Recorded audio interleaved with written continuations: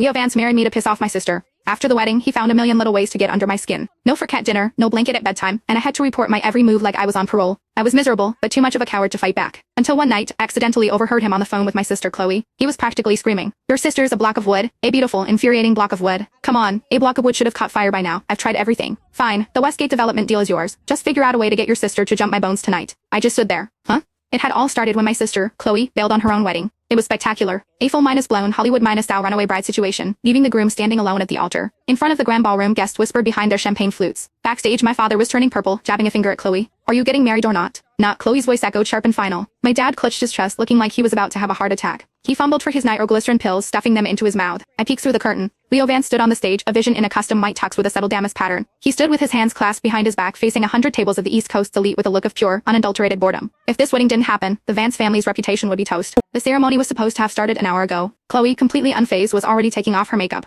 Everyone was talking at once, trying to reason with her. "This merger has been in the works for months, why back out now? You can't just call it off. What about our family's company, the Jennings Corporation? Leo Vance holds a grudge. He'll ruin you. Think about the family, Chloe, not just yourself. Chloe Jennings, aren't you scared?" My sister just scoffed and rolled her eyes, continuing to wipe off her foundation with a vengeance. I was in awe. That was my sister, all right. If it were me, the family coward, it'd have just nodded meekly and walked down the aisle. Speaking of which, was that makeup remover irritating her skin? Her face was getting all red. I should probably run to CVS and get her something better. The moment I stood up, my dad's desperate gaze landed on me. "If you won't marry him, are we supposed to send your space minus cadet sister out there?" Chloe stopped cold. She stood up, her perfectly sculpted brows knitted together, hands on her hips. "Who are you calling a space cadet? My sister is more than good enough for him, Claire." I flinched. "Here, marry him." "What? Me?" The room went silent for a second. It was like they all suddenly realized that my sister and I were identical twins with faces about 80% the same. It was their life raft. They practically ripped the Vera Wang gown off Chloe and stuffed me into it. A frantic 5-minute makeup job later, I was pushed onto the stage. My brain basically blew minus screened. I stood at the entrance, clinging to my dad's arm, the efficient's words turning into meaningless noise. Then I saw Leo. His eyes lit up, and the first genuine smile of the evening spread across his face.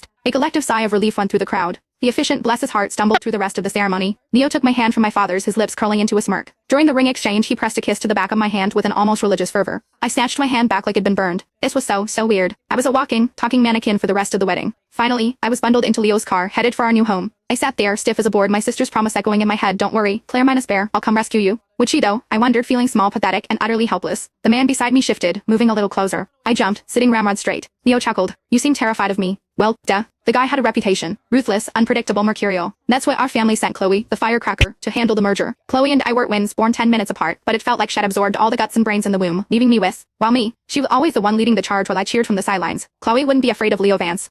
The low hum from his throat pulled me back. He was leaning in, his face nerving one close. I could smell the faint, expensive scent of his cologne. I snapped back to reality, my eyes meeting his. I almost scrambled onto the roof of the car. Mr. Vance, you're a little too close.